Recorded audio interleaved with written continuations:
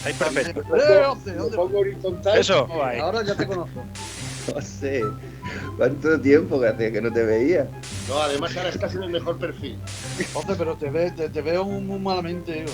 Borja, yo no sé si tú has pensado muy bien lo que has hecho. Vale, yo voy a parar. Ojo que la pone en la frontal. ¡Gol, gol, gol, gol, gol, gol, gol! Ahí está el Málaga, el equipo de la primera Hoy división. juega el Málaga Club de Fútbol. Muy buenas, bienvenidos a una nueva entrega de Martirico 99. Seguimos rememorando aquel primer ascenso a Primera División del Málaga como club de fútbol. Hoy lo hacemos con la impagable compañía de 3 miembros de lujo de aquel staff.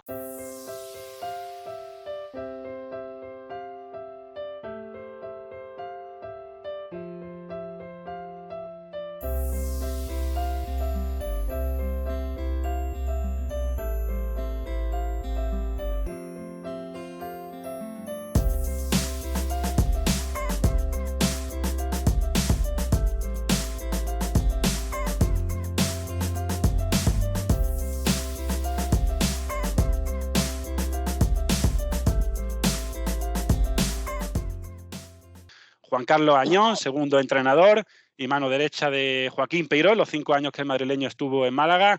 Buenos días, Juan Carlos. ¿Qué tal? Buenos días, Borja. Está con nosotros también el profe José Luis Gilaber, el preparador físico de confianza del míster durante esos gloriosos años. ¿Qué tal, José Luis? ¿Todo bien? Todo bien. Buenas tardes, Borja. Y por último, una figura icónica del club, casi parte de su escudo, se podría decir, el encargado de material del primer equipo durante más de 30 años, Miguel Zambrana. Muy buena, Miguel, ¿todo bien? Muy bien, Borja, gracias. Buenos días a todos. Vamos a arrancar este capítulo haciendo una previa. Para entrar un poquito en calor, os voy a ir recitando uno a uno los miembros de esa plantilla 98-99 a cada uno de vosotros y me tenéis que decir en una o muy pocas palabras lo primero que se venga a la cabeza de cada uno de esos jugadores, ¿vale? Ahí va. Venga. Rafa. Pues... joder, ¿qué puedo decir de Rafa? Portero atípico. Brahim. José, a ti. José Luis. Brahim, fortaleza física, pero nada más. Bravo. Miguel. Capitán. Dorado. Juan Carlos. Pues Dorado, una sorpresa muy agradable. Roteta. José Luis. Para mí, de los 3 mejores fichajes calidad-precio del Málaga. De los Santos, Miguel. Un hombre que lo abarcaba todo en el campo. Movilla. Juan Carlos. Movilla fue un todoterreno y una bendición para el Málaga. Quino. José Luis. Quino. Sí. A mí personalmente ha sido un jugador que me ha gustado siempre. Considero que tiene una gran calidad y luego es una gran persona. Ruano. Miguel. Ruano, un buen extremo. Vinagre, pero extremo. Basti. Juan Carlos. Hombre, Basti es una insignia para el Málaga y un jugador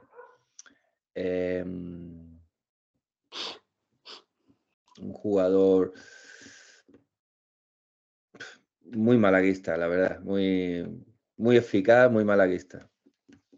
Guede. José Luis. Bueno, rapidito, con parte de gol, pero que, bueno, no intervino mucho el año del ascenso. Valcarce. Miguel. Vicente. Vicente, una bellísima persona y mejor jugador. Lekovic. Juan Carlos. Lekovic, gran talento y creo que no le sacamos todo el potencial que podía dar.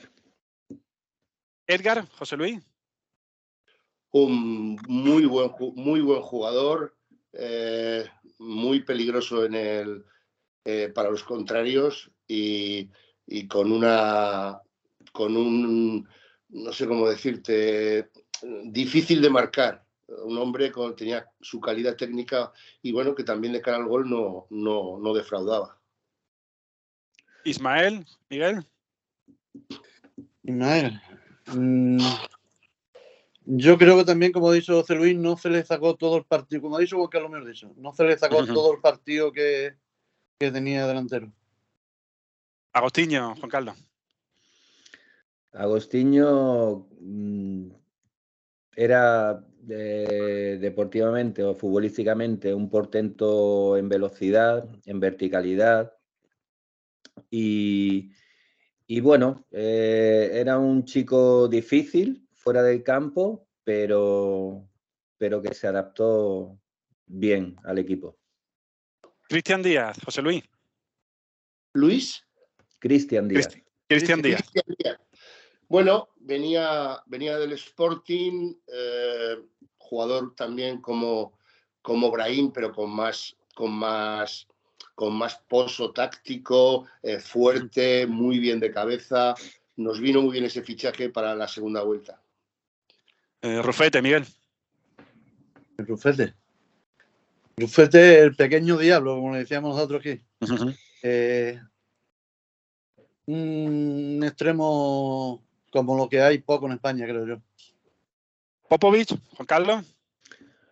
Popovic era una bestia física, de potencia, de choque, de duelos. Bueno, creo que hizo un servicio al equipo en momentos determinados, bueno, pero no tuvo un gran rendimiento dentro de la plantilla. Zárate, José Luis. Calidad técnica, gol, habilidoso en espacios cortos, buen jugador. Larraínzar, Miguel. Somi, yo me quedé sorprendido con él porque creí que, vamos a decir, me explico, que había tratado pocas personas de Bilbao, ¿sí? Y entonces me demostró que era una bellísima persona y mejor amigo todavía. ¿A Ricky, Juan Carlos? Uy, a Ricky Cualle. Bueno, pues a Ricky fue un chico que se trajo Joaquín, que del Badajoz, creo. Bueno, lo mismo que Popovic, hubo momentos brillantes en los que se le sacó mucho partido a su aparición y a su potencial. Hizo goles, revolucionaba los partidos y tenía bastante verticalidad, pero era un chico que no estaba preparado para ese nivel de fútbol todavía. Sandro, José Luis. Hombre, Cani, a ver, pedazo de futbolista. Hombre, nadie juega en la primera plantilla del Madrid si no es así. Y él es un pedazo jugador. Lo que pasa es que, bueno, físicamente no es una bestia. Entonces, lógicamente, muchas veces a lo largo de una temporada en donde intervienen los estados de forma, pues claro, si él está en esos momentos en forma, pues se le puede sacar mucho rendimiento. Si no está en un estado de forma porque le faltan minutos o por lo que sea, pues entonces solo puedes aprovecharle medio tiempo, media hora, que nos vino muy bien, porque cuando un partido se atascaba, Joaquín le sacaba y revolucionaba el partido, pero revolucionaba el partido no solo a nivel de juego, y dando asistencia, sino que es que como él es muy protestón con el árbitro, pues entonces también metía mucho al público en el partido para que apoyara más, para que se mosqueara con el árbitro o con el equipo contrario. Entonces es un jugador que nos vino de perlas en los partidos que los hay, donde no tienes reacción, donde te atascas, y él salía y te cambiaba el partido. Perfecto, vamos con el máximo goleador. Cataña, Miguel, te ha tocado. La gaviota. Sí, metía la pierna, metía la cabeza donde nadie la metía. Es un avíspero. Muy valiente. Sí. Y por último, el último, Sánchez Broto, Juan Carlos. Bueno, Javi Sánchez Broto es verdad que tenía muy buenas cualidades, pero tuvo la mala suerte de tener, bueno, en el primer año creo que estaba Lekovic con Rafa, luego vino Contreras, luego tuvo muy poca participación, sinceramente, pero tiene el mérito y el valor de que aun jugando poco siempre hizo equipo, siempre fue un muy buen compañero, siempre tenía buenas palabras para todos, para los compañeros que jugaban en su puesto, a pesar de jugar poco. Y importante que dada su situación, aún así era muy buen compañero y hacía buen vestuario. Por último, os voy a pedir obviamente no nos podemos olvidar de Joaquín Peiró, os voy a pedir una vivencia personal que recordéis con especial cariño de Joaquín Peiró a cada uno de vosotros. Si quieres empieza tú mismo, Juan Carlos. Bueno, yo siempre me acuerdo de Joaquín, fueron muchísimas situaciones vividas con él, ¿no? Casi todas buenas, sinceramente, casi todas buenas. Me acuerdo del ascenso precisamente, pero siempre me acuerdo de un partido que estábamos jugando aquí en primera, íbamos ganándole al Athletic de Bilbao 3-1 y perdimos 3-4. Sí. O sea, y yo, bueno, a mí esto me descolocó, no sabía cómo reaccionar, ¿no? Y yo a Joaquín, pues siempre lo veía un hombre muy pausado, muy calmado, muy controlando, más hacia afuera, ¿no?, que hacia adentro. Y le pregunté, digo, joder, Joaquín, pero digo, ¿qué ha pasado? ¿Cómo que nos ha pasado esto? ¿Qué hacemos? ¿Qué ha podido pasar? Y me contestó, me miró y me dice, ¿sabes lo que te digo, Juan Carlos? Mañana lloraré. Y esa frase se me quedó porque es verdad que en ese momento uno no puede sacar conclusiones porque ha sido tan impactante lo que ha ocurrido. Y él con esa frase me dio a entender que no me preocupara en exceso, que no pensara demasiado y que al día siguiente lo vería de otra manera, porque cuando pasan 24 horas es verdad que ves las cosas de otra manera. Y pues mira, es una frase y una situación con él, a pesar de las muchas felices que vivimos con él, pero eso como que me caló un poco más, ¿no? Me sirvió para tomarme un poco las cosas con un poco más de calma.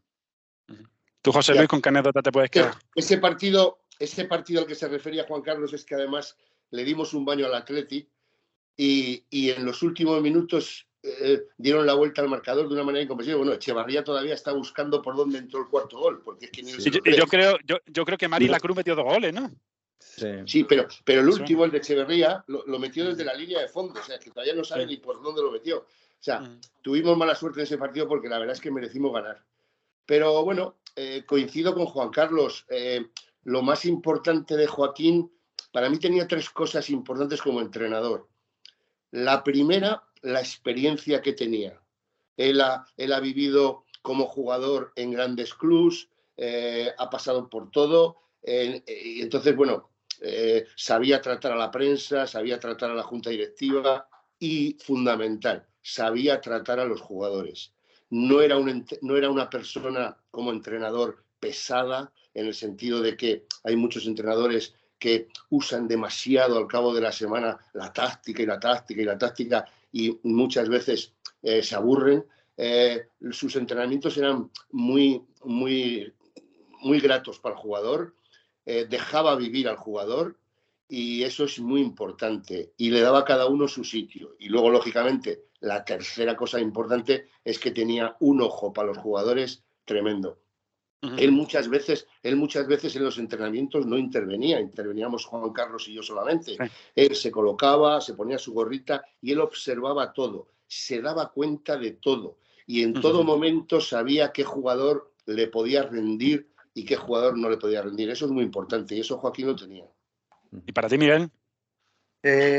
Bueno, que siempre nos esperaba para tomar café, siempre cuando terminábamos de montar el vestuario, nos llamaba para preguntar por dónde íbamos, para coger y ir a cualquier sitio de Madrid o de Barcelona o de donde estuviésemos y a tomarnos una pinta, un culín de cerveza. Y siempre ahí y en el hotel donde estuviésemos. Obviamente, para entender la 98-99 hay que mirar un poquito más atrás, ¿no? Hay que rebobinar para ver de dónde venía el Málaga, que venía de las catacumbas del fútbol español, de un descenso en el año, o sea, de una desaparición en el año 92, una refundación en el año 94, y para ello yo creo que aquí de los tres, ¿no? La persona que más puede hablar de ese tema, podía hablar todos, pero la que más le tocó de cerca fue seguramente a Juan Carlos Añón, porque le tocó tanto en el campo como fuera. Recordamos Juan Carlos Añón, una trayectoria deportiva como futbolista y como entrenador prácticamente toda ligada al Málaga Club de Fútbol. Defendió la primera camiseta del Málaga en todas las categorías del fútbol español, desde el Club Deportivo Málaga hasta Málaga Club de Fútbol, primera, segunda B y tercera división. Así que, Juan Carlos, para ti, ¿de dónde venía el Málaga? A ver si nos puede contar un poquito de dónde venía antes de esa temporada 98-99. Bueno, es cierto, yo vuelvo al Málaga en la 93-94, creo, cuando se vuelve a refundir como Málaga Club de Fútbol. Vengo en tercera, conseguimos el ascenso a segunda B, estoy 2 o 3 años en segunda B, pero con menos participación porque tenía lesiones. Total, que yo me retiro en el 96. Y en el 96, pues, creo que, bueno, vino Díaz Novoa, Tolo Plaza, Ismael Díaz, Cayuela, en fin, hubo una serie de entrenadores, el mismo Benítez, con Burgueña. Y, bueno, cuando llega Ismael Díaz, es el que consigue el ascenso, realmente, y con él se consigue el ascenso a segunda división. Y yo entonces me encontraba como scouting, ojeador, miembro del cuerpo técnico, pero no estaba in situ en los entrenamientos, ¿no? Entonces yo, bueno, pues después de esa temporada estoy en la coordinación del fútbol base, en la cantera, y cuando el Málaga sube a segunda, contratan a Joaquín. Y Joaquín solicita, bueno, Joaquín no venía con segundo entrenador, con ayudante, y entonces Fernando Puche le dice que, bueno, que yo, que estoy en la coordinación del fútbol base, porque por lo visto él preguntó si había alguna persona de confianza del club que pudiera ayudarle, y Fernando Puche le habla de mí. Yo estoy en la coordinación del fútbol base, entonces me reúno con Joaquín, él me dice que quiere reunirse conmigo. Nos reunimos en el Hotel Málaga Palacio, ahora no sé creo que se llama diferente, pero bueno, en el Málaga Palacio. Y después de media hora, 40 minutos de charla con él, me comunica que voy a ser su ayudante y su hombre de confianza. Imagínate, para mí, volver otra vez, bueno, a estar en el fútbol profesional y con una persona como Joaquín, que tengo que ser honesto, yo no lo conocía, tenía referencias, pero no lo conocía ni como persona ni como entrenador. Pero bueno, en aquel momento, pues a mí me toca las fibras, ¿no? Por la conversación que tuvimos, en la que, bueno, pues me hace una especie de entrevista, que, bueno, quién soy, qué he hecho y demás. Y a partir de ahí, pues, bueno, pues lo que viene después es muchos fichajes, mucha gente nueva, una revolución dentro de la plantilla, dentro del club. Y bueno, y entonces cuando llega José Luis, también de la mano de Joaquín. Y bueno, pues ahí empieza la andadura. Pero vamos, desde que el Málaga desaparece en la temporada 91-92, creo recordar, yo estaba en el Sabadell, mi periplo es Sabadell, Macael, porque luego miré a Macael, y luego Atlético Malagueño, Málaga Club de Fútbol, y ya está, pasar por diferentes estamentos, a diferentes puestos, segundo entrenador de portero, coordinador de fútbol base, incluso entrené al Málaga B, al Atlético Malagueño, sustituyendo a Nacho, el pobrecito, que en paz descanse, Nacho Pérez, Santa Pérez Fría. Y ya está, y hasta que Joaquín viene, tenemos la entrevista y ya me convierto en su ayudante. José Luis, tú ya conocías a Peiró, obviamente, porque el año antes había estado con él en el Badajoz, que hicisteis un gran papel. Recordemos que Peiró el año anterior llegó sustituyendo a Lotina y lo hizo muy bien. ¿Cómo fue tu primera toma de contacto con Peiró? ¿Cómo llegaste a contactar con él, José Luis? Bueno, yo no la temporada anterior, fue media temporada. O sea, yo fui al Badajoz con Lotina de Logroño y a mitad de temporada le echaron. Y entonces, como Joaquín llevaba un tiempo sin entrenar, no traía ni preparador físico ni segundo entrenador. Venía solo. Y entonces Adelardo, que era el presidente del Badajoz, me dijo que me tenía que quedar, porque el nuevo entrenador no traía a nadie. Y entonces, pues me quedé. Y hicimos una segunda vuelta muy buena, muy buena. Estuvimos a punto de meternos en los playoffs de ascenso. Y entonces nos renovaron un año en el Badajoz, a Joaquín y a mí, y nos vamos de vacaciones y resulta que Adelardo, bueno, la compañía que llevaba el Badajoz, vende el Badajoz a un argentino, a Tinelli. Y entonces nos llamaron del Badajoz diciendo que nada, que no contaban con nosotros y le dijimos, si tenemos un contrato firmado, pero es que todo, se traían entrenador, preparador físico, se traían todo. Y entonces, nada, le llamé a Joaquín, le digo, oye, que me ha llamado el gerente del Badajoz, que dice, bueno, tranquilo, que si el Málaga sube a segunda A, nos vamos al Málaga. Eso me lo dijo un viernes. ¿Sabes? Y el sábado le meten 3-0 al Málaga, en campo de... No me acuerdo. Terrassa. El Terrassa. Y entonces le dije yo, no se me olvida que le dije yo a mi mujer, digo, me parece que ya no vamos al Málaga. Y casualidad que estaba al sábado siguiente en la boda de uno que fue luego jugador del Málaga, Gerardo. Sí. Estaba aquí en Logroño en la boda de Gerardo y me llamó por teléfono Joaquín Peiró y me dice que te paso a Puche. Fíjate que yo no me acordaba, o sea, no estaba pendiente del partido. Que te paso a Puche que ha subido el Málaga a segunda A. Digo, pues si perdió 3-0, que sí, pero ha ganado 4-0. Y entonces me pasó a Puche y me dijo, mañana te quiero en la nave 1 del puerto, el muelle 1 del puerto de Málaga para cerrar el contrato. Y así fue. De todas maneras, el fútbol son momentos, o sea, no sé cómo decirte, son momentos de suerte, de mala suerte. La gente no lo sabe, pero, o sea, no lo sabe, algunos sí lo saben, en la plantilla lo sabían, pero mucha gente no lo sabe. O sea, Peiró y yo a mitad de temporada de la primera vuelta estábamos en la puta calle. O sea, porque perdimos... O como se diga. En la primera vuelta perdimos solo 4 partidos. Y los 4 fueron seguidos. Contra el Atlético Madrileño en casa, contra el Rayo Vallecano... No, contra el Atlético Madrileño en casa, contra el Rayo Vallecano fuera, con el Osasuna... Osasuna y Badajoz. Sí, los 4. Y con el Badajoz. 4 partidos seguidos. Y estábamos en la calle. Lo que pasa es que se ganó en casa al Logroñés 2-1. Sí. Y yo creo que ahí Puche o la junta directiva dijo, va, como el domingo siguiente vamos a campo fuera, al Hércules de Alicante, que era un equipo pues, de los media tabla, que lo normal es que empates o pierdas, pues esperamos y así la gente no puede decir nada, ¿no? Y casualidad que llegamos a Alicante, gana el equipo 0-3 y a partir de ahí ya no se pierde un partido hasta la mitad de la segunda vuelta, que se perdieron 3. Porque en la primera vuelta se perdieron 4 y en la segunda vuelta se perdieron 3. O sea, fue una temporada muy regular, muy regular.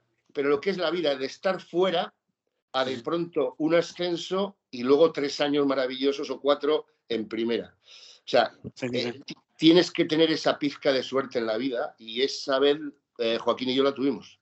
Bueno, Joaquín y yo y el Málaga, porque le vino bien. Exacto. Sí. Miguel, para ti, para alguien que llevaba tanto tiempo en el Málaga, que había pasado por tantas fases de penuria y por esa transición por las catacumbas de fútbol, como decíamos antes, se armó ese verano, llegaron, como bien ha dicho Juan Carlos, muchos fichajes, muchos de cierto renombre, de primera división. Incluso se hizo una inversión muy importante por Gonzalo de los Santos, que de la época se pagaron casi 4 millones de euros. Llegaron Cataña, Agostinho, Ruano, jugadores con cierto bagaje ya, ¿no? en el fútbol profesional. ¿Cómo se seguía esa evolución del mercado desde dentro del club, Miguel, de jugadores tan importantes que llegaban? Bien, la verdad es que, como tú bien comentas, vinieron bastantes jugadores muy buenos futbolistas. Uh-huh. Y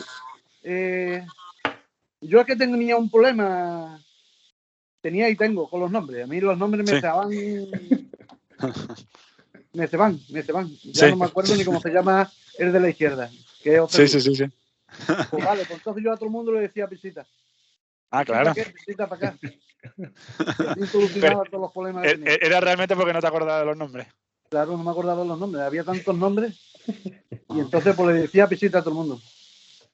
Oye, Juan Carlos, te iba a preguntar, esa plantilla prácticamente la confeccionó, ¿no? Bahía, que era una empresa, propiedad también del propietario de Málaga de aquel entonces, de Antonio Asensio, comandada por Petón. ¿Qué nivel de determinación o de decisión tenía ahí el cuerpo técnico sobre los fichajes en esa temporada? 0. No teníamos ningún nivel nada, de... ¿no? O sea, lo que encontraba y era lo que teníais, ¿no? Sí, exactamente.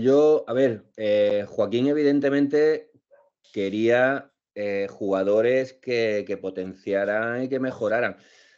Pero es que, si no recuerdo mal, esa primera temporada creo que llegan a venir unos 14 o 15 jugadores nuevos. Sí. Imagínate lo que supone no ya el conformar una idea y una propuesta de juego y jugar al fútbol de una manera determinada con 14 o 15 caras nuevas. Que yo realmente, pues mira, yo a Gonzalo no lo conocía, a Ruano no lo conocía, bueno, los yugoslavos, entonces eran Lekovic, Popovic, Milijas, Rodrigao, Arriqui, o sea, era una mezcla y un compendio de jugadores, de nacionalidades y demás, que bueno, evidentemente Joaquín asumía a estos jugadores que vinieran. Y él ya se encargaba de sacarle rendimiento. Sí. Pero yo creo que nosotros, yo al menos no, y José Luis creo que tampoco tuvimos ninguna capacidad de decisión. Y Joaquín, pues hombre, Joaquín tenía sus flirteos con Puche, con Asensio, con Carlos Rincón, que era un poco Petón y demás. Pero yo creo que no tenía tampoco mucha capacidad de maniobra para traer. Es más, yo me acuerdo cuando Gonzalo se marcha al Valencia, estábamos en Holanda, si no recuerdo mal, y allí mismo le dicen que van a venir a sustituir a Gonzalo de los Santos, un jugador igual que Gonzalo, o mejor, que es un fenómeno uruguayo. También. El gato. Y viene el gato. Y entonces, cuando nosotros vemos al gato y comparas al gato con Gonzalo, no se parecen en nada. Pero es verdad que luego el Gato Romero da un rendimiento espectacular. O sea que... Peiró se mosqueó, ¿no? Un poquito, ¿no? Un poco se mosqueó, porque es verdad que Gonzalo era un poco la piedra angular de ese Málaga, ¿no? Por su presencia, por su capacidad, por todo, ¿no? ¿Qué capacidad así para decidir en cuestión de fichajes y eso? No tuvimos mucha. Ok. José Luis, esa pretemporada de la 98-99 fue en Estepona, ¿no? Si no me equivoco. ¿Qué jugadores os encontráis físicamente mejor, peor? ¿Sobre cuáles tenéis que hacer más hincapié a la hora de hacer esa pretemporada? Bueno, la pretemporada fue un poco desastre, porque, claro,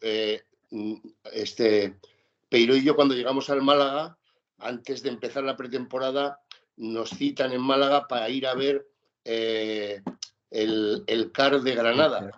Y tuvimos Juan Carlos y el delegado, que era Fernando.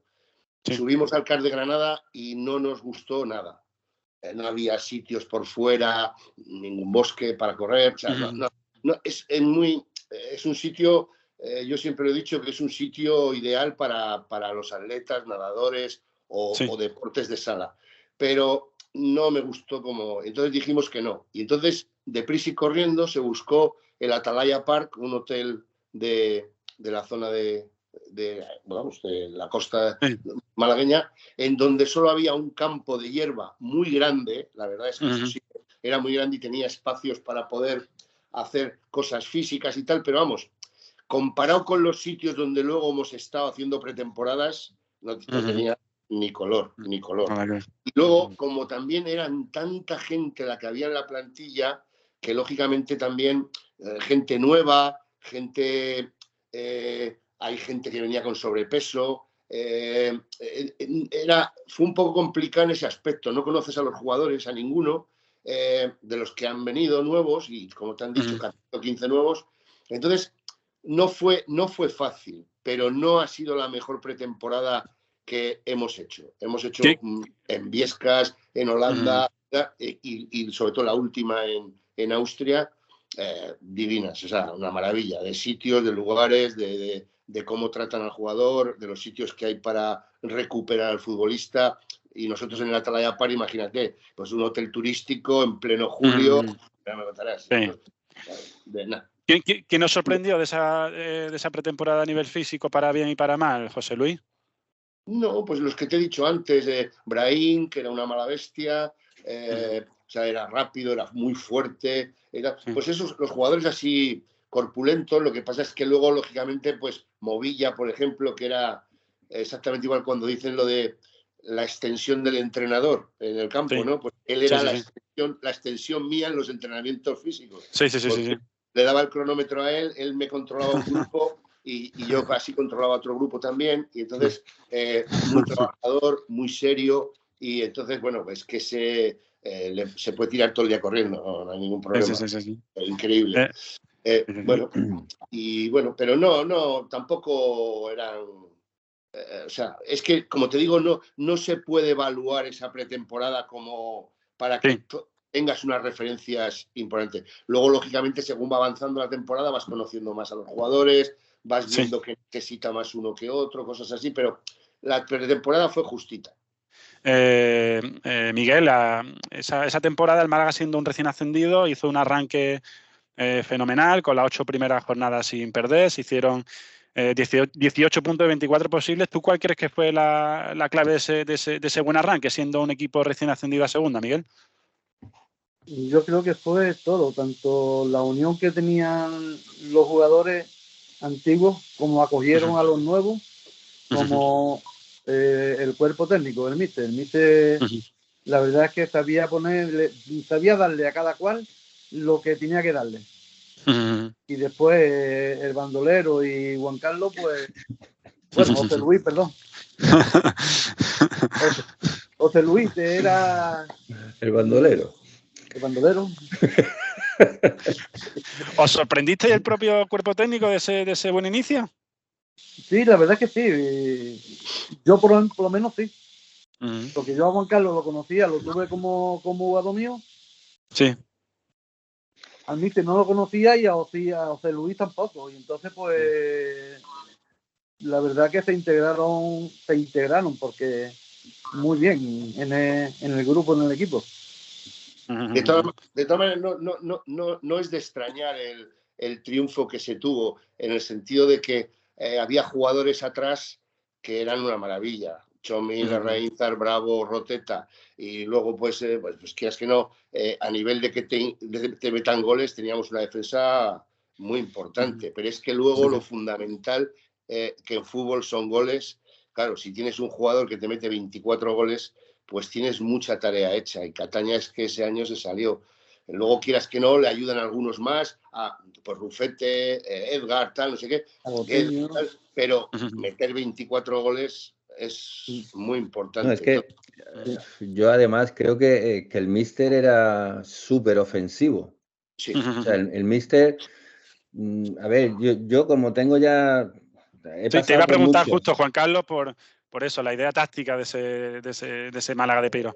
Sí, es que la evolución futbolística que ha habido, Joaquín era una persona que no trabajaba tácticamente al equipo. Él daba las instrucciones a los jugadores antes de los partidos y iba hablando personalmente y tal sobre lo que nos íbamos a enfrentar o lo que se iban a encontrar. Pero nosotros trabajar tácticamente como hoy en día se hace, no lo hacíamos. Sin embargo, era tal la confianza o en las posibilidades de cada jugador que, como ha dicho José Luis antes, el míster era un tío que analizaba, observaba y decidía. Entonces, sus decisiones, el 99% de las veces eran acertadas, porque siempre ponía un equipo muy ofensivo con una defensa que era muy fuerte, o sea, muy sobria en el sentido de defender y demás. No éramos un equipo que quizás nuestros laterales doblaban, centraban, no, pero teníamos ahí ese resguardo, esa base, y sin embargo, de medio campo para adelante, pues eran todos... Vendaval, podía jugar, a veces jugaba Movilla con Gonzalo, otras veces Gonzalo solo, Movilla solo, pero teníamos a Rufete, teníamos a Agostinho, teníamos a Cataña, teníamos a Edgar, teníamos un montón de jugadores ofensivos, ¿no? Y yo creo que esa era un poco la idea de Joaquín, ser muy ofensivo, que cada jugador en ataque pues diera lo que tenía, pero que luego tenían una responsabilidad defensiva, porque el equipo también encajaba poco, no solo porque había una buena defensa, sino porque el equipo se responsabilizaba luego en defender también. No, pero era... Sí, dime, José Luis. No, que además de lo que está contando Juan Carlos, puedes pensar, bueno, claro, es que en segunda división éramos un equipo, una plantilla muy fuerte, ¿no? O sea, que lo lógico era que teníamos que ascender, o si no, quedarte a las puertas. Pero es que eso que te está contando Juan Carlos es que lo hizo los 4 años siguientes en primera. O sea, es que Joaquín le daba igual enfrentarse al Madrid que enfrentarse al Celta. Le daba igual. Bueno. Él jugaba un 4-4-2, pero es que encima los dos de las bandas, fíjate, una era Musampa, que de defender, pues bueno, todos sabemos, ¿me entiendes? Y en la otra banda muchas veces Gerardo, Ruano, o sea, Manu. Gente, Rufete, o sea, que tenías 4 jugadores muy ofensivos todos los partidos, pero jugar contra el Madrid, contra el Barcelona, daba igual. Daba igual. Él no le tenía miedo a nada. Bueno, sí, al avión, pero nada más. Pero, pero el fútbol, él era un tío valiente, le gustaba el fútbol de ataque como fue él como futbolista, así de claro, porque él era así como jugador, y entonces se supo cubrir las espaldas ante ese fútbol ofensivo con 4 defensas buenos más de los Santos delante o Movilla delante. Y entonces, bueno, si tú eso lo barajas bien, pues haces daño arriba y te hacen poco daño atrás. Y eso, pues la gente fue bastante responsable y todo el que salía aportaba su granito de arena y, bueno, pues así fueron los éxitos de los 5 años del Málaga.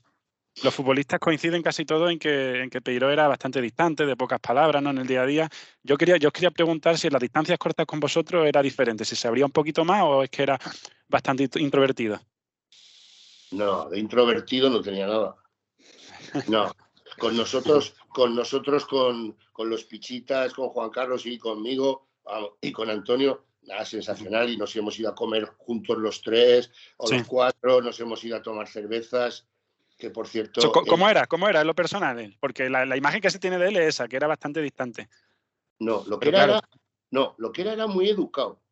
Sí. Era muy educado y él, como te digo, le daba su sitio a la prensa, le daba su sitio a la directiva, pero sabía que ni con la prensa ni con la directiva tampoco puede ser un libro abierto, ¿me entiendes? Porque luego te la clavan por algún lado. Entonces, pero él con su gente de confianza era un tío simpático, cachondo. Y nosotros, yo le he gastado bromas todos los días, que te diga Juan Carlos, como tenía tanto miedo al avión, yo entraba los viernes al vestuario o el sábado y decía, joder, he visto el parte, dan un viento de la hostia para mañana, una borrasca, ya se acojonaba.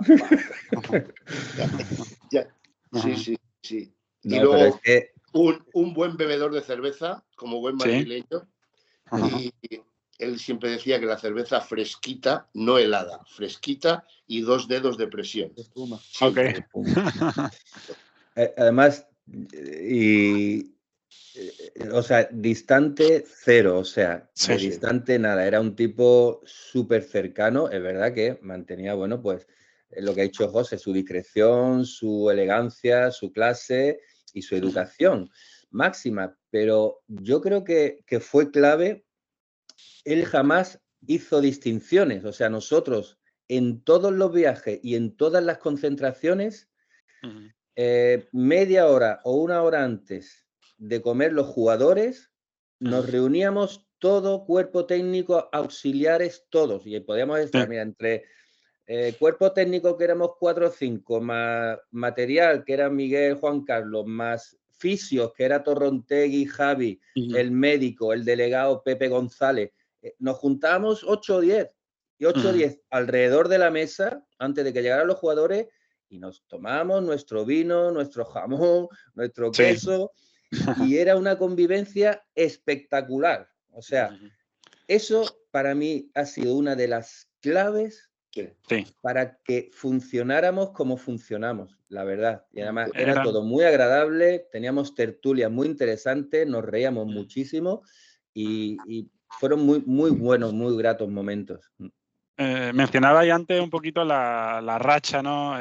Menos positiva de ese Málaga. José Luis dijo que fueron 4 derrotas consecutivas, pero realmente fueron 6 porque coincidieron las 2 de Copa contra el Valladolid. ¿Cómo se vivió esa secuencia de partidos internamente? ¿Cómo lo recordáis?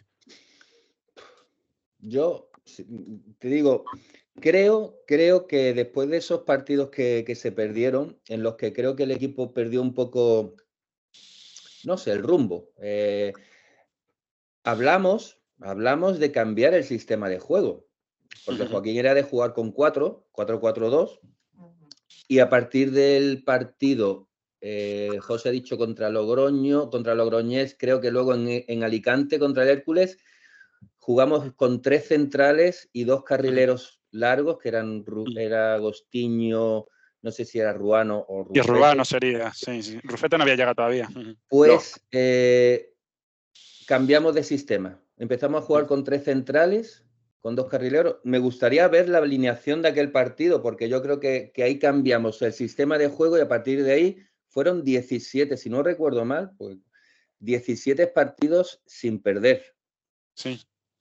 Y yo creo que dimos una vuelta a la situación porque de pronto es verdad, perder 4 partidos tienes que analizarlo y plantear, no sé, plantear hacer cosas, ¿no? Diferentes. Y decidimos cambiar el sistema de juego y creo que se aceptó plenamente porque entre otras cosas teníamos centrales muy cualificados, ¿no? Como Chomin, como Bravo, como Ropeta, Brahim, en fin, gente que sabías tú que iban a cumplir de sobra, ¿no? Y si luego le dabas altura y le dabas alas y libertad a carrileros como teníamos, pues bueno, coincidió, pero bueno, creo que se acertó. También se atragantaron un poquito el tema de los porteros, ¿no? En el primer tramo de temporada, porque rotaron mucho los 3 hasta que Rafa no se hizo con el hueco. No fue hasta la jornada 14, precisamente en ese partido 0-3 en Hércules, pero anteriormente empezó Lekovic con 2 partidos, jugó Broto 1, Rafa jugó otro, Broto 1, jugó 5 Lekovic, después no es de nuevo Broto hasta que Rafa se sentó. ¿A qué se debió esa rotación? ¿No convencía a ninguno realmente o por qué fue? Yo creo que al principio, pues es eso, lo que hemos comentado, que el míster llegaba a un equipo nuevo con muchos jugadores y entonces, bueno, pues hasta que vaya conociendo a todos, pues puso a Lekovic, que era el recién fichado, 2 partidos, luego como dices, además, era internacional Lekovic, si no recuerdo. Sí, venía del Mundial de Francia, venía del Mundial. Sí. Luego puso a Broto, luego a Rafa, o sea, que en realidad yo creo que fue probando y ver cuál es el que tal. Luego Rafa, como dices, ya se hizo con el puesto y entonces ya lo mantuvo, o sea, pero yo creo que al principio, como no conocía a la gente que tenía... Y yo creo que Lekovic tuvo un par de errores graves. Sí. Creo que el partido que perdimos en Badajoz, creo, o en creo que tuvo 2 o 3 partidos de estos que perdimos seguidos. Yo creo que Lekovic, no sé si intervino muy directamente en algunos, en 2 o 3. Lekovic se comió el grueso de la racha negativa, sí, de los partidos. Sí, sí. Otro de los momentos claves de esa temporada, obviamente, fue el mercado de invierno, ¿no? Con la llegada de Edgar y Rufete, que llegaron finísimos, ¿no? Y, de hecho, Peiró los puso nada más llegar, a los pocos días, el primer partido contra el Toledo. Sí. Fueron 2 jugadores muy, muy importantes. Sí, yo creo que necesitábamos un jugador como Edgar, por un lado, que era un tipo con una potencia bestial, tenía un cambio de ritmo que era monstruoso, de verdad, sí. Y era fuerte, era una roca, y encima un cambio de ritmo, y yo creo que al equipo le vino realmente bien tener ese acompañante de Cataña, porque era un poco el que hacía, porque Cataña en sí ya era un tío que se rompía el alma, pero con Edgar encontraron ahí una buena sociedad. Y luego Rufete nos dio muchísima profundidad, Claro. buenos centros, tenía mucho nivel técnicamente. Es verdad que le faltaba bajar, le faltaba ir atrás, pero no importaba. O sea, Joaquín, yo creo que yo tenía más broncas con Rufete, exigiéndole que volviera para echarle una mano a su lateral. A Bravo, sí, normalmente. A Bravo, que Joaquín, ¿no? Porque Joaquín era un tío que en ese sentido daba tanta libertad que el jugador, es verdad, a veces podía pensar que no tenía la responsabilidad de bajar, pero bueno, yo creo que fueron ciertamente 2 refuerzos imprescindibles, importantes. Es que teníamos a 4 jugadores ofensivos que no defendían. Cataña, Edgar, Rufete y Agostinho. O sea, claro, eran 4 balas, eran 4 cuchillos. Y encima controlando el balón en el borde del área y tal, hasta que Edgar podría haber sido mejor jugador todavía. Lo que pasa es que cuando le rompió Mauro Silva la rodilla, pues ya, lógicamente, después de una lesión así, pues muchas veces te cuesta salir. Él es un jugador que, lógicamente, son de esos jugadores que hay que cuando paran tienen tendencia a engordar, ¿me entiendes? Entonces, lógicamente, Edgar eso lo notó, pero si Edgar no se llega a romper la rodilla, Edgar era un futbolista de mucha categoría. Hablemos un poquito de, seguramente, el protagonista, ¿no?, de esa temporada, máximo goleador, Cataña, que metió 26 goles en la temporada de segunda y 24, si no me equivoco, fueron 50 en 2 temporadas con el Málaga. Era muy competitivo, ¿no, Miguel? Mentalmente, tío, al goleador del equipo, ¿cómo le retrataríamos a Cataña? Porque meter 50 goles en 2 temporadas tiene que ser algo muy particular, ¿no? Sí, Cataña también lo que era muy supersticioso. ¿Sí? Él, antes de los partidos con su Guaraná, ¿os acordáis, no? Guaraná, ya ves. El Guaraná, cuando él no se encontraba bien, que decía no tengo go, hacerme, cogíamos un poquito de miel, de los leles, los tarritos chiquititos, y se le untaban las botas. Y se le ¿Ah, sí? Y entonces él creía que éramos como si fuéramos brujos, como si fuéramos... tenía su rutina, ¿no? Le daba fuerza, y él mismo ya se iba por las nubes. Sí. Prácticamente hablábamos desde que... Sí, dale, José. Y luego los defensas tenían miedo a chocar con él, porque fíjate lo delgadito que era Cataña, pero es como si chocaras con hierro, es que te hacías daño. O sea, chocabas con él, era te duro. hacías daño, y era... Pero, joder, sí. Bueno, tras esa victoria contra el Logroñés, con doblete de Basti, que un poco se salva también un poquito la situación del entrenador, ¿no?, que estaba en entredicho, empieza un poquito la escalada del Málaga hacia primera, que fue prácticamente el resto de la temporada un paseo militar, ¿no? Para vosotros, ¿cuál fue el punto de inflexión de esa temporada? Cuando dijisteis, el ascenso es una realidad y nos vamos a meter en primera.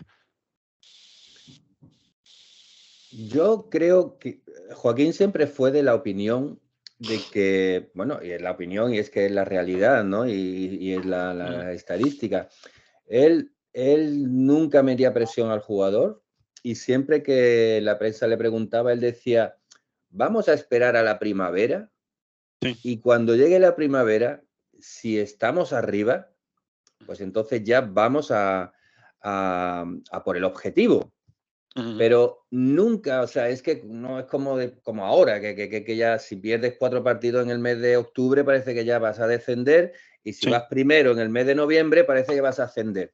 Y eso es una presión añadida, ¿no? al jugador. Entonces, él siempre respondía, vamos a ver dónde estamos cuando llegue la primavera y cuando falten 8 o 10 partidos y estamos ahí en esos puestos de arriba, entonces vamos a por ello.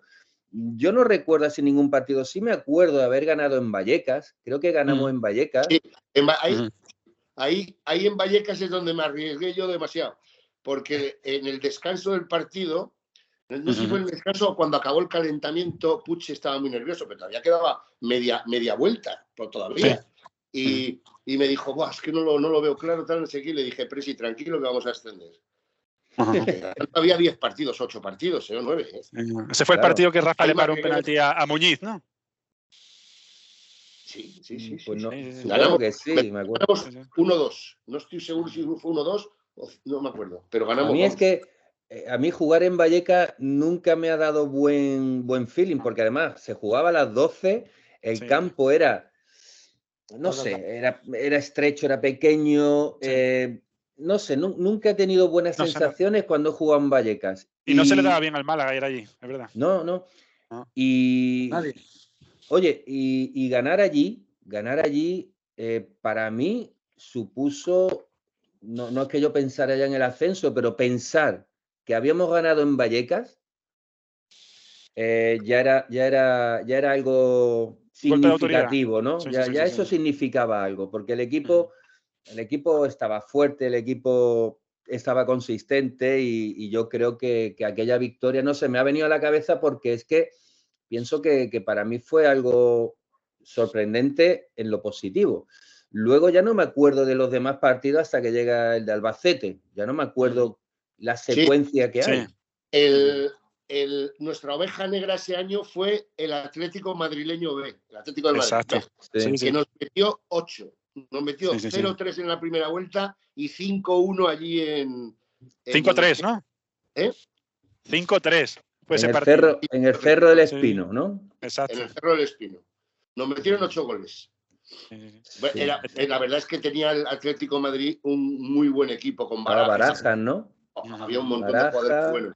De Benet, no sé si... no lo sé. Muy buenos jugadores. Estábamos hablando de nombres propios, me hablaba de Cataña, de Edgar, Rufeta, Agostinho. No nos podemos olvidar tampoco de Bravo y de Roteta, ¿no? Que fueron la piedra angular un poquito de ese Málaga, que venían de segunda B. ¿Qué importancia tuvieron tanto? No digo la Reinsar, porque la Reinsar tuvo secuencias de lesión y se perdió varios partidos, pero era igualmente importante para el técnico. Pero Bravo y Roteta sí que jugaron bastante más. De hecho, Bravo, Roteta, Movilla y Cataña fueron los únicos 4 jugadores que pasaron de los 3.000 minutos en Liga. ¿Cómo de importante fueron Bravo y Roteta para Peiro? Bueno, te lo hemos dicho antes, era la base angular de la defensa.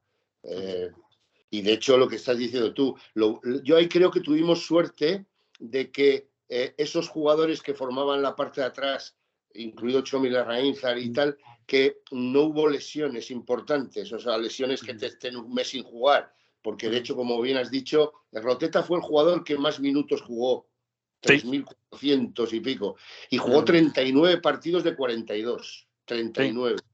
Pero es que Bravo jugó 38 o 37, ¿sabes? O sea, entonces que parece que no, pero ahí también la suerte te tiene que acompañar, de que tienes una defensa bien formada, que está haciendo un rendimiento total y que no tengas una lesión de gravedad que te quite 2 meses o un mes y pico, y eso hizo mucho también. ¿Cómo llevaba Bravo lo de jugar de lateral? Porque él en esencia era un central. Sí. Bueno, yo soy de los que digo que un buen jugador se adapta a todos los sitios. Y Bravo es un buen jugador. Y luego encima tiene velocidad, mucha velocidad. Era el de los centrales, yo creo, el más rápido. Entonces, y tocaba bien el balón. Bueno, acuérdate de la falta al Albacete, el día de ascenso. Y bueno, pues no tienes problema. Yo creo que ahí el míster y el propio Bravo no tenían problema. El jugador lo que quiere es jugar, ¿me entiendes? Entonces, si no puede jugar de central, pues juega de lateral, que echa la verdad. Pero quiere jugar. Y Bravo, ya tengo 39 partidos o 38. Sí. Hablemos un poquito de personalidades, ¿no? En ese vestuario. Miguel, si quieres, pues voy contigo. Había jugadores españoles, sudamericanos, yugoslavos, franceses, portugueses, pero aún así, ¿no? La sensación que hay entre los jugadores es que ese vestuario era una familia. ¿Quién era especialmente más maniático, Miguel, a la hora de accesorios, de particularidades con el uniforme, el que daba más problemitas? Bueno, la verdad es que no había ninguno que fuera milindri. No, eran todos... Había un gran grupo y lo demostraban los lunes muchas veces por la noche, que hacían así, casi todos los lunes el equipo se iba de cena. Y todo el mundo iba a la cena. Y es lo que han dicho antes José Luis y Juan Carlos. Éramos una familia. Os iba a preguntar, ¿quién eran los jugadores más responsables a los que teníais que prestar menos atención, por así decirlo, fuera del campo, y a los que más? Yo pienso que había un poco de todo. A ver, jugadores con mucha personalidad, con peso específico en el equipo, ¿no? Como Mikel. Mikel ejercía, Bravo ejercía, porque, bueno, pues por veteranía, porque venían desde el principio, gente que llegó nueva, como Sandro Movilla, y luego, pues, los Darío, Cataña, luego cuando vino Deli y todo esto, en ese equipo no existía el mal ambiente de preocupación, de tristeza. Ahí uno de los máximos culpables y responsables es el señor que está en pantalla, que se llama José Luis Gilabert. Creo que nunca se permitió que el equipo entrara en pesimismo, a pesar de que las cosas fueran mal. Pienso que aunque la cosa no hubiéramos perdido partidos, nunca existía la crítica ofensiva o la disputa entre compañeros. Las hubo, por supuesto que las hubo, porque no es fácil llevar tantas diferencias de caracteres, de personalidad, pero en general el equipo nunca se sintió excesivamente responsabilizado o pesimista por derrotas o por rachas negativas. Entre Sandro, que era un cachondo, Darío, que era un pasota, Mikel, que te daba una de cal y otra de arena, sabía exigirle al compañero hasta dónde podíamos llegar y hasta dónde no llegar. O sea, creo que hubo una serie de jugadores y de la mano de José Luis, que era un poco el que entraba en el vestuario y revolucionaba aquello en el buen sentido de la palabra. Yo creo que eso fue básico y además hoy en día se sigue diciendo que un buen vestuario es la piedra angular para una buena campaña. Si hay un mal vestuario, eso no funciona. De ninguna de las maneras, aunque sean muy buenos futbolistas. Y puede haber futbolistas con menos nivel, pero si hay un buen vestuario, eso va para adelante. Y yo creo que esa fue un poco la clave del éxito aquel. Sí, además esa plantilla, en el momento que uno se subía un poquito a la parra, en cuanto a tontería, ¿me entiendes? Rápido se la bajaban. Tienes un caso, pero no es porque él hizo una labor espectacular, buen jugador, como hablaba antes, pero a veces yo creo que era muy niño, no era maduro, y bueno, se le subía un poquito los cantos de sirena y rápido le bajaban de la que era Agostinho, ¿me entiendes? rápido le bajaban y le dejaban en su sitio. Y eso él pues lo aceptaba bien, hombre, que no le quedaba otra que aceptarlo, porque se lo está haciendo gente con más experiencia que él y tan titulares como él, ¿no? Entonces, no ha habido nunca, fíjate que han venido, como te ha dicho Juan Carlos antes, jugadores de mucha categoría como Deli, como Darío, como gente importante y ninguno se le ha subido a la cabeza, pero no se le ha subido por eso, porque había una familiaridad entre todos, cada uno sabía lo que aportaba al equipo y se respetaban mucho. Y lo que te ha dicho Miguel, todos los lunes se iban de cena, porque el martes había descanso, lógicamente, y era el día que podían salir y se lo pasaban en grande, ¿entiendes? Y en esas cosas es que es fundamental. Y luego, pues, oye, te inventas cosas como lo de las quinielas, las estas para ir a cenar cada 6 semanas, a comer, perdona, cada 6 semanas, y los que la mitad de la plantilla que menos acertara pagaba la comida a la mitad, y los vaciles constantes y tal, y bueno, pues luego también un médico también que ha hecho una labor muy importante, porque Juan Carlos pues también es un tío afable, que se deja también vacilar por los jugadores, que tiene un cariño tremendo todos. Entonces, bueno, pues todo el mundo aportó su granito de arena porque no había ningún estirado. O sea, ahí el que podía ir de estirado por la vida, que era el entrenador, Joaquín, porque a nivel deportivo el que más galardones tenía, ¿me entiendes? Y resulta que no era así. Por eso te he dicho antes que era un tío educado, pero nada engreído ni nada distante. No. Y entonces los jugadores, pues yo creo que también se contagian de eso y cada uno pues dice, joder, pues estoy genial aquí. Es que había muy buen rollo, ¿eh? Porque por un lado, tanto Miguel Zambrana como Juan Carlos Salcedo eran... O sea, es que no decías, ¿no? Es que los tratan como si unos son más que otros. No, es que Miguel y Juan Carlos es que le vacilaban a los jugadores, se llevaban estupendamente bien y luego cuando se iban a la camilla, pues estaba Javier Subirón con Torrontegui o Fernando Lacomba, con muy buen ambiente también, además unos vaciles que te reías, porque había gente ahí que tenía. Y luego lo que ha dicho José, Juan Carlos era un tío afable, Juan Carlos era un tío que sabía aceptar los vaciles de los jugadores, que es muy importante.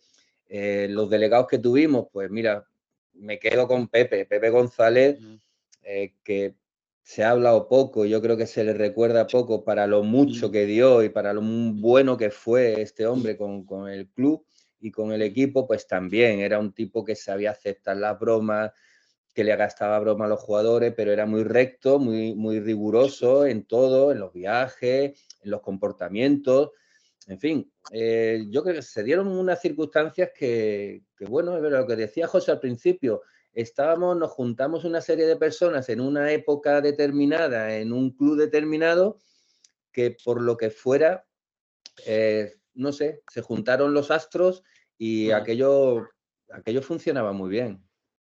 Oye, ¿había algún jugador en aquella plantilla que consideráis que debió tener un poquito más de minutos, que merecía más minutos y no se lo pudisteis dar? Bueno, ahora mismo es que, claro, estadísticamente no sé, quizás, yo no sé, Sandro jugó mucho, pero quizás a lo mejor, yo me acuerdo Zárate era un jugador también de enorme calidad, pero bueno, pues tenía jugadores delante de él. Es más, yo me acuerdo Joaquín era de hacer cambios que a mí me descolocaban, pero que en el fondo ahora lo entiendo bastante mejor, ¿no? Yo he visto, Joaquín quitaba a Agostinho del campo y metía a Zárate. Y yo le decía, pero no me cuadraba porque desajustaba un poco, ¿no? Pero es que generaba lo que hoy en día muchos entrenadores quieren conseguir, y es crear superioridades numéricas en alguna zona del campo. Y con Zárate la creaba por dentro, porque se asociaba muy bien con Sandro, con Edgar, con tal. Y bueno, y seguramente, pues claro que hubo jugadores que quizás no jugaron los minutos, pero claro, cuando das con una base, con un equipo que funciona bien y tal, y no tiene... Y además Joaquín no era de hacer rotaciones, como hoy en día se hace, ¿verdad, José? Cuando jugamos la UEFA, la Intertoto y tal, él no le importaba jugar jueves y domingo, jugaba con los jugadores que estaban bien y no se planteaba hacer rotaciones para que unos descansaran porque iban a jugar el domingo o no. El que estaba bien, su equipo él lo tenía muy claro, jugaba, si se lesionaba o tenía molestia y tal y no podía jugar, entraba otro, pero lo hacía por necesidad, pero no por rotación gratuita, vamos. De esta manera, esa pregunta que tú hacías, Borja, se hace siempre, en el sentido de que el jugador es muy egoísta, el jugador quiere jugar siempre, ¿entiendes? El jugador no va a entender que el que está jugando en su puesto es mejor que él, a no ser que haya una gran diferencia, ¿me entiendes? Pero si hay una plantilla muy igualada, no lo va a entender. Pero es que tiene que entenderlo. Es que yo siempre le he dicho al jugador, digo, joder, haber elegido atletismo, natación, claro, pero si tú eliges un deporte de conjunto en donde el que manda estás sometido al gusto del entrenador, tu misión es entrenar y trabajar. Y luego, si el míster te saca, de puta madre, si no te saca, pues mala suerte. Pero que es que es así. Entonces, todos los jugadores, si tú le preguntas, pues claro, pues todos puedes pensar que pueden hacer más minutos. Pero mira, esos 5 años salieron tan bien que entonces la pregunta, yo creo que jugaron los que tenían que jugar. Sí, yo he visto de todas formas, creo que en el fondo todos, no hubo a nadie que se sintiera arrinconado porque no jugaba.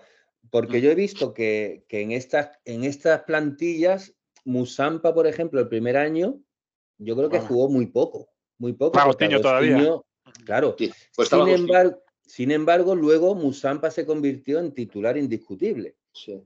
Entonces, te quiero decir que, bueno, que lo que dice José, es verdad, no estarían a gusto, estarían disconformes o pretenderían jugar más minutos, pero no lo encontraban en ese momento, pero hubo otros momentos que sí lo encontraron. Miguel, ¿cómo recuerdas tú personalmente el día del ascenso contra Albacete, aquel 30 de mayo del 99? Dale, Miguel. La verdad que fue,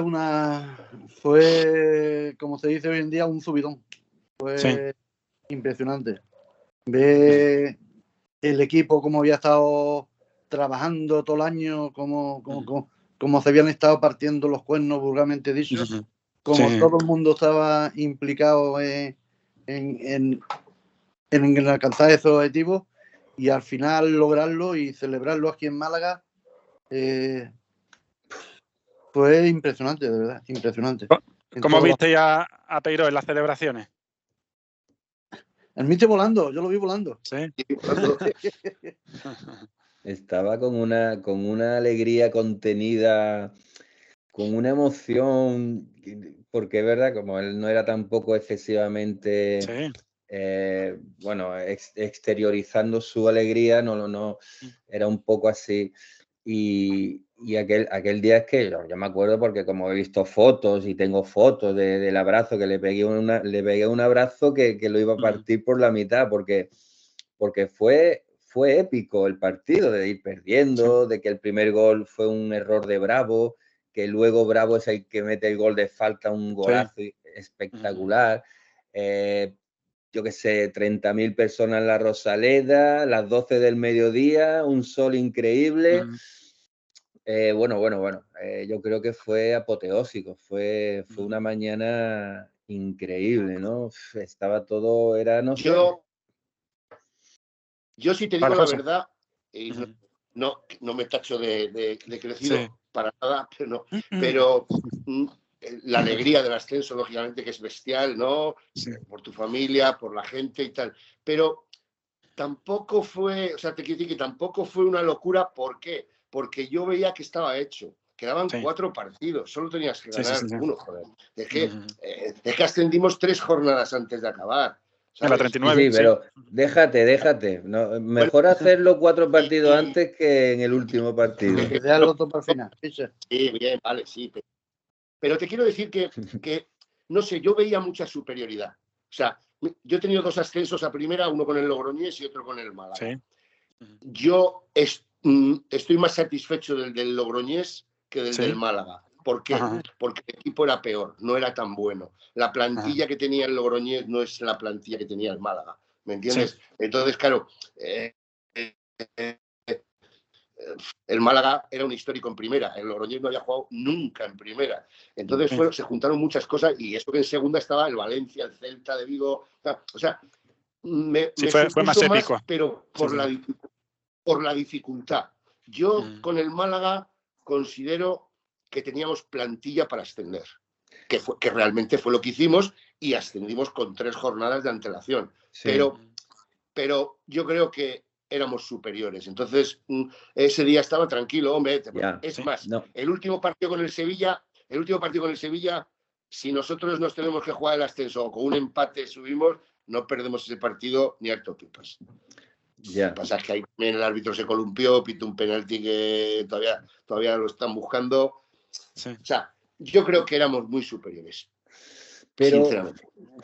Pero si tú te pones a analizar bien, un equipo que viene de las catacumbas, que viene de haber desaparecido, que en 4 años atrás estaba en tercera y que 4 años después está en primera. Eso es que estaba viendo la plantilla, José, y creo que había hasta 17 o 18 jugadores nuevos. Sí. A ver, es verdad. No, que tiene su mérito. ¿Cómo no lo va a tener? Ascender siempre tiene un mérito, es muy difícil. Pero que yo lo que quiero decir es que a falta de 4 partidos y sabes que si ganas ese ya estás en primera, joder, muy difícil se tiene que poner no subir. O sea que, por eso te quiero decir que yo creo que también el jugador ese día tampoco estaba tan nervioso y a lo mejor gracias a eso también remontamos 1-3, ¿me entiendes? Porque tampoco le iba la vida en él. O sea, no sé, en la mente de todos a lo mejor, o sea, no es un partido decisivo a cara de perro, no, quedan 4 partidos.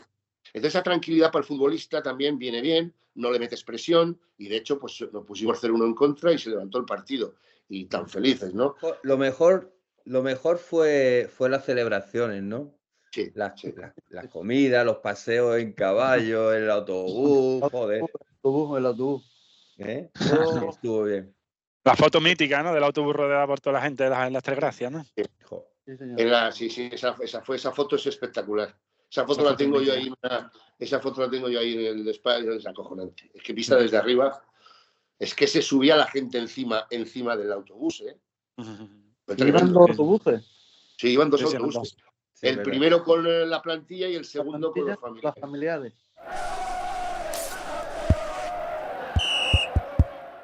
Ya se asciende a primera, obviamente. Y el Málaga de Piero en primera, como decía ahí, era un poquito lo que ya habíamos visto en segunda, ¿no? Eso simplemente que siguió jugando lo mismo, un fútbol muy vistoso, muy vendaval, sobre todo el centro del campo hacia arriba, manteniendo la base de los ascensos anteriores, aunque poco a poco luego se fue, sobre todo a partir de 2001, que se fueron de Los Santos, Movilla, Rufeta, Agostinho, se fue reciclando un poquito el equipo, pero se siguió manteniendo, ¿no? ese sustento de ese equipo que era la sensación familiar, de que todos los jugadores que llegaban eran muy bien acogidos por los que ya había, y el Málaga fue rindiendo hasta el punto de alcanzar la cota aquella de los cuartos de final de la Copa de la UEFA.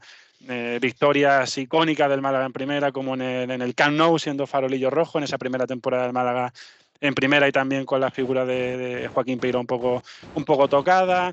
También victorias a 3-0 con hat-trick de Eli Valdés, ¿no? al Valencia flamante finalista de Champions. Cada uno de vosotros, ¿con qué momento os quedáis en primera división de aquel Málaga? ¿Quién empieza? Voy a empezar más viejo. Venga. Dale, Miguel. Venga, yo no soy más viejo José Luis, pero bueno. Bueno. Bueno, yo me quedo con el 1-2 allí en Barcelona, con goles de Agostinho y Vicente. Sí. ¿Cómo se vive eso, Miguel? Pues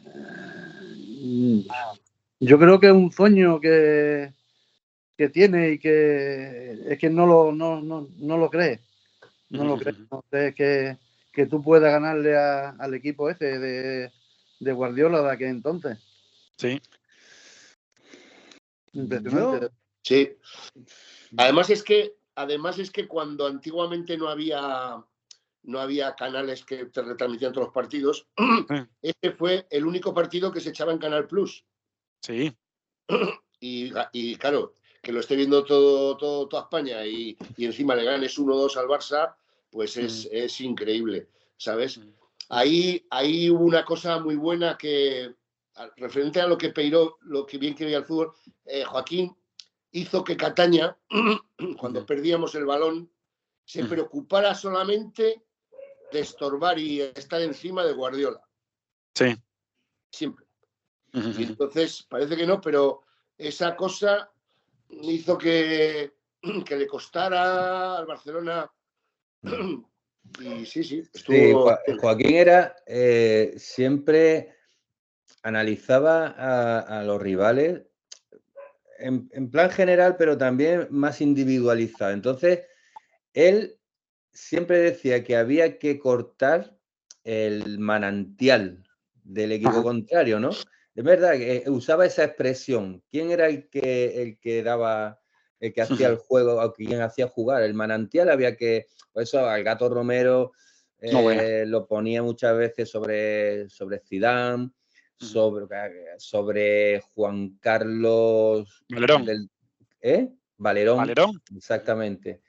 Y bueno, él era muy quisquilloso en ese tema porque, bueno, no hacía unos análisis genéricos, pero sí individualmente sabía al jugador, le daba unas consignas y, bueno, y así yo creo que conseguía, era cortito y al pie, o sea, no hay que volverse loco.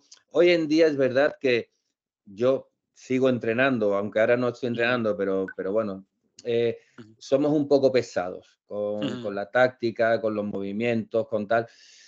Y Joaquín no, Joaquín era más de eso, de darle libertad al jugador y lo que ha dicho José, yo creo que tanto en segunda como en primera el equipo funcionaba bien, no había que marearlos, simplemente 4 consignas claras e intentar que el jugador la hiciera y poco más.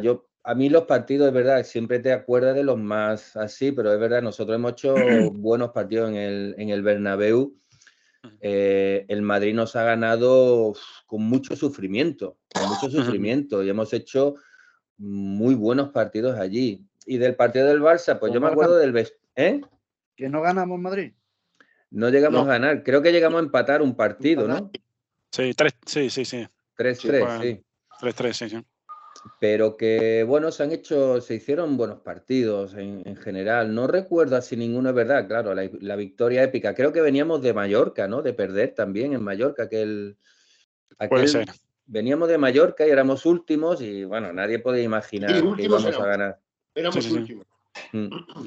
Y bueno, pues, la verdad es que fue una fiesta en el vestuario. Después del partido sí que me acuerdo. Ese fue el primer gran partido de élite de Edgar, ¿no? En el Camp Nou, ¿no? Fue el primer recital que dio, ¿no? A nivel nacional, por así decirlo. Puede ser. Yo, sinceramente, no recuerdo. A partir de esa victoria tiramos para arriba, ¿eh? Sí. A tirar para arriba, sí. Oye, de aquel Málaga de Peiró, no necesariamente cuál fue el mejor jugador que viste, pero ¿cuál es el que os dejó una impronta más grande, tanto como futbolista como persona? Si pudierais elegir uno. Yo, para mí, Deli Valdés. Yo también. Sí, ¿no? Coincido. ¿Deli? ¿Miguel, has dicho? También coincido, Deli Valdés. Sí. Sumando lo que has dicho, o sea, como jugador y como persona, súper educado, trabajador, serio y como futbolista técnicamente buenísimo y encima goleador. O sea, para mí ha sido, hombre, no es difícil siempre decir uno, ¿no? Pero en los 3 primeros está él. Sí. Sí, bueno, yo coincido. Es verdad que Deli, bueno, cuando vino un tío que venía ya no de vuelta, pero bueno, siempre fue un tipo honrado, muy trabajador, fue eficaz en su participación. Pero yo, por el tipo de persona que es y que era entonces, Yo me quedo un poco más con Darío. Darío, Sí. Dentro de lo que vivimos, antes de que llegara Deli, pero Darío Sí. era un tipo que trabajaba realmente mal, porque no Sí. es el típico futbolista centrado, profesional. No, Darío era Darío. Darío era un tío que vivía el fútbol a su manera y entrenaba a su manera y vivía la vida a su manera. Sin embargo, Darío en el campo de fútbol era una bestia, era un animal. Yo como aficionado a día de hoy, pues sé que ha sido el jugador que más me ha hecho disfrutar a mí en la Rosaleda, porque además, era imprevisible totalmente. Contagiaba y había mucho vacile, porque es verdad que Darío, y José te lo puede decir y Miguel, Darío, para que trabajara Darío en un campo de fútbol, en un entrenamiento, era imposible. Sin embargo, es más, y ahí está un poco la mano izquierda de Joaquín, lo que decíamos antes. Darío le pedía irse a Uruguay y el míster lo miraba a los ojos y le decía, sí, pero cuando vengas tienes que cumplir aquí. Y cuando venía, cumplía, marcaba, en fin, era uno de los pocos futbolistas a los que un entrenador debe de mirar a otro lado en muchas ocasiones y que el resto del vestuario saben cómo es, le respetan porque saben que va a dar un buen rendimiento. No es un tipo que se rasque la barriga y luego no cumpla. No, con Darío se le permitían muchas cosas, tanto a nivel técnico como a nivel de compañeros, ¿no? Y entonces Darío, y yo destacaría a Darío y destacaría, yo qué sé, por lo que ha hecho José, no podríamos destacar, pero Bravo y Miquel, que empezaron desde el principio, pues descubrirse, ¿no? Pero es que no tampoco podemos personalizar porque sería injusto, porque es que también está la chispa de Sandro, la gracia de Ruano, de Sánchez Broto, de Rafa, en fin, es que eran muchas cosas, ¿eh? Oye, ¿y el futbolista que más pudo ser de ese Málaga de Peiró, pero que no llegó a ser, por los motivos que fueran?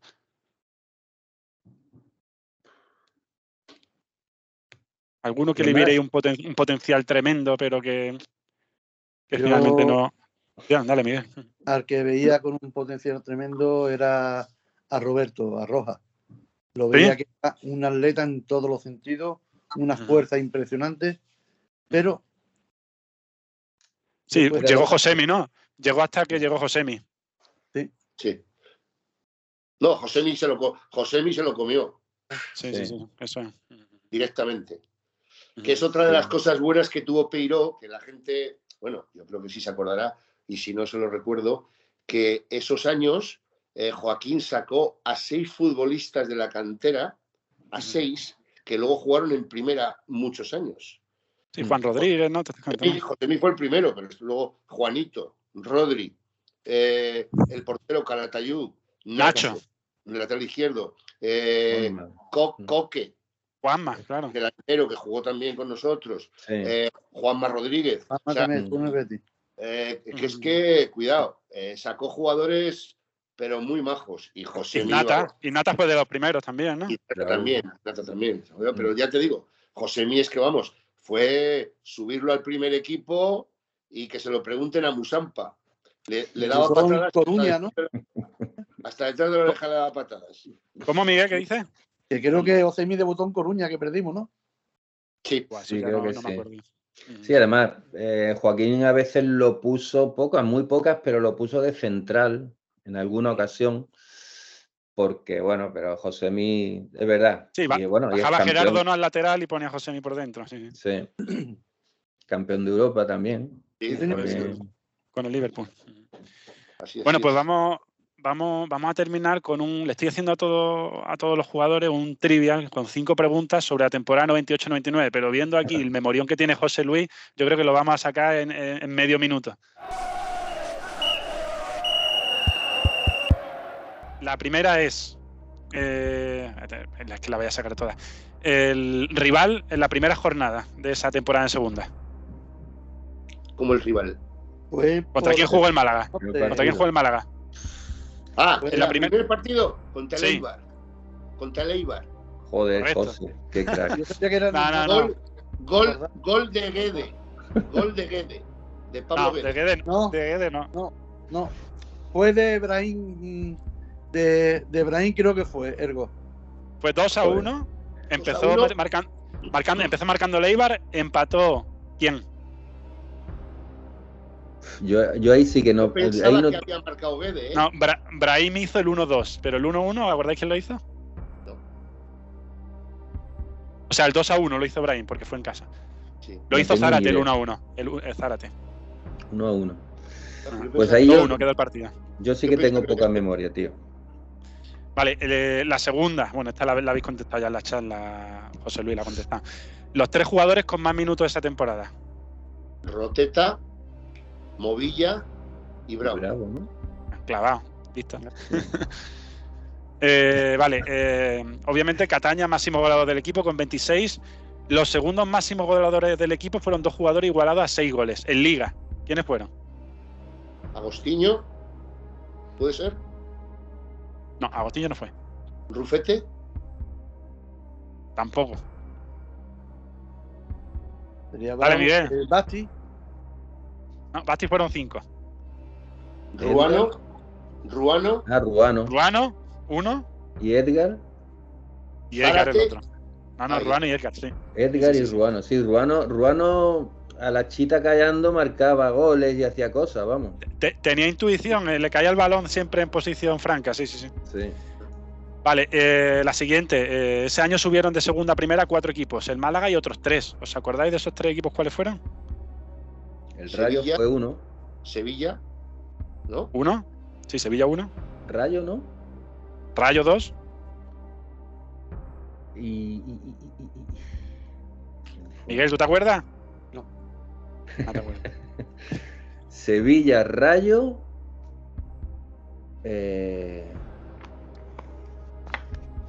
Pues ni idea. ¿Eibar? No. No, un equipo que, bueno, se lo voy a dar la pista que os lo vais a acertar, que se hermanó con el Málaga ese año. Vale, sí. Que los pajaritos. Numancia. Los pajaritos. Numancia. En Numancia, exacto. Ah, vale. Vale, y la última que también la habéis contestado antes. ¿Cuántas derrotas sufrió el equipo en esa liga? 7. Clavado.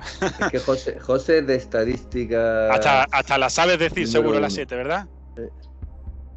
Badajoz, Rayo Vallecano, Atlético Madrileño B, otra vez el Atlético Madrileño, pero me Sevilla. falta uno del Sevilla, la segunda, la última, pero me falta uno de la primera vuelta, te he dicho Sí. madrileño, Te falta la última. Osasuna. Osasuna, exacto. Y en la segunda vuelta, el Atlético Madrileño, el Sevilla, y me falta uno. Sí. No lo sé. Fue uno con los que el Málaga también perdió en la primera vuelta en esa secuencia. ¿Osasuna? Badajoz. Badajoz. Sí, perdimos los 2 partidos contra el Badajoz y contra el Atlético B. Yo me acuerdo de el Mérida, ¿te acuerdas en casa? Creo que era la segunda Mérida. vuelta, que venía con uno que sacó, íbamos perdiendo Sí. 1-3. Ese fue Y el golazo de falta que hizo Roteta. Sí. Había uno, Ganamos 4-3. Claro, y había uno en el Mérida, un brasileño, que marcó 2 goles o 3 goles y se puso un antifaz o algo así. Sí. Y luego el antifaz se lo tuvo que guardar. Vaina. Así es. Envainar. Envainar. Bueno, Sí. pues nada, no voy a robar más tiempo y ha sido un buen ratito. Que muchas gracias a los 3, ha estado fenomenal la charla, este coloquio recordando aquella temporada que recordamos con tanto cariño y espero que la hayáis disfrutado tanto como yo. Pues sí, Pero que lo hemos mucho ver. disfrutado. ¿Cómo, Miguel? Que me alegro mucho verlo y verte. Sí. Yo también me alegro. Que nos debíamos de ver un poquito más a menudo, ¿no? Cuando nos citan para hacer una entrevista, una charla y nos alegramos de vernos, pero cuando estamos aquí no nos vemos. Hay que verse. Yo lo tengo más jodido. Yo estoy a Ya. 900 euros. Tú estás en Logroño, ¿no, Sí, José Luis? sí. Muy Vale, bien, pues nada. Borja. Pues Muchas gracias, también Yo muchas aviso gracias cuando por salga recordar. todo, os mantengo al tanto para que lo vayáis viendo. Muy bien, pues Muy bien, Borja, y un gracias abrazo. por enseñarme toda esta tecnología nueva. Sí, ha sacado este positivo hoy. Anda. Que sí. Bueno, cuidaros Bueno, pues mucho. Saludos Vale. a todos. Nos vemos. Nos vemos. Muchas gracias. Ahora, Chao, José, chao, ahora chao. le tienes que dar a salir. Vale. Vale, yo voy a parar. Hasta luego. Luego. Chao.